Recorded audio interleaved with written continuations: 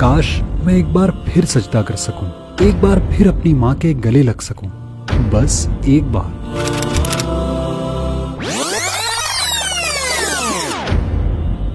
آج سے 31 سال پہلے کی بات ہے۔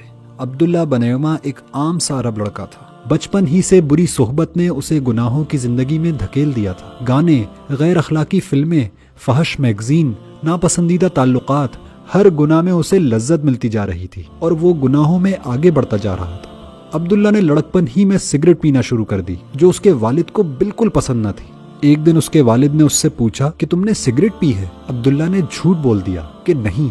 والد کو اس کی بات پر بہت غصہ آیا اور انہوں نے کہا کہ اگر تم سگریٹ پیو گے تو خدا تمہاری گردن توڑ دے گا۔ زمین پر بد دعا آسمان پر قبول ہو گئی اور پھر ایسا ہی ہوا۔ عبداللہ اپنے دوستوں کے ساتھ ایک دن تالاب میں نہانے گیا۔ اس نے تالاب میں چھلانگ لگائی لیکن اس کا سر پانی کی تہ میں کسی سخت چیز سے ٹکرا گیا۔ وہ تالاب کی تہ میں 4 منٹ تک پڑا رہا اور پھر دوستوں نے اس کو بمشکل نکالا۔ باوجود اتنی دیر پانی میں رہنے کے، اللہ نے اسے عبرت اور ہماری نصیحت کے لیے زندہ رکھا۔ اب عبداللہ ایک زندہ لاش تھا۔ وہ صرف سر، زبان اور آنکھیں ہلا سکتا تھا، باقی پورا جسم مفلوج ہو گیا تھا۔ عبداللہ کے سینکڑوں چھوٹے بڑے آپریشن ہوئے، سعودی عرب کے بہترین اسپتالوں میں علاج ہوا، لیکن کوئی افاقہ نہیں ہوا۔ اس حادثے نے عبداللہ کو توبہ پر مائل کیا۔ اس کی تمنا تھی کہ وہ سجدہ کر لے، لیکن اب وہ سجدہ نہیں کر سکتا تھا۔ اس کی تمنا تھی کہ وہ قرآن کا ایک صفحہ خود پلٹ لے، لیکن اسے اس کی بھی اجازت نہ ملی۔ وہ اپنی ماں کو اپنے بازوؤں میں لے کر چمٹنے کی تمنا رکھتا تھا، لیکن یہ تمنا بھی پوری نہیں ہوئی۔ اس نے اپنے اسی مفلوج جسم کے ساتھ یہ مشن بنایا کہ گناہوں میں ڈوبے ہوئے لوگوں میں تبلیغ کرے گا، اپنے آپ کو عبرت کی تصویر کے طور پر دوسروں کو دکھائے گا اور لوگوں کو گناہ سے اطاعت کی جانب موڑے گا۔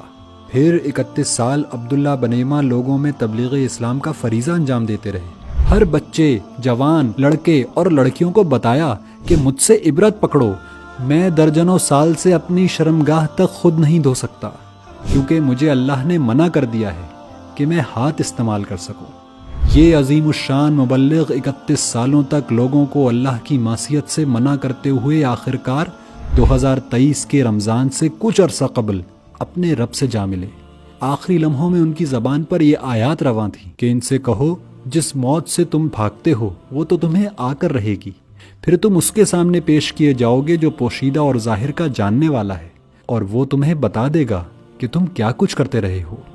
عبداللہ بنیما کی نماز جنازہ مسجد نبوی صلی اللہ علیہ وآلہ وسلم میں ہوئی، جس میں ہزاروں لوگوں نے شرکت کی اور البقیع میں ان کی تدفین ہوئی۔ کاش ہم بھی نافرمانی سے رک جائیں اور پلٹ آئیں اپنے تواب الرحیم رب کی طرف۔ آج ہمارے رب نے ہمیں توبہ کا موقع دیا ہے، اپنی باقی عمر کو اللہ کی اطاعت میں گزارنے کا موقع، اس مشن کو اپنا مقصد بنانے کا موقع کہ ہمیں اپنی سوسائٹی کو ان گناہوں سے پاک کرنا ہے، جس کی وجہ سے عبداللہ جیسے کتنے ہی بچے بری صحبت اور اللہ کے عذاب میں گرفتار ہوئے ہیں، اور اللہ کے دین کو اس زمین پر نافذ کرنے کا موقع، تاکہ سب ہی اللہ کی فرما برداری کے نظام میں آ جائیں۔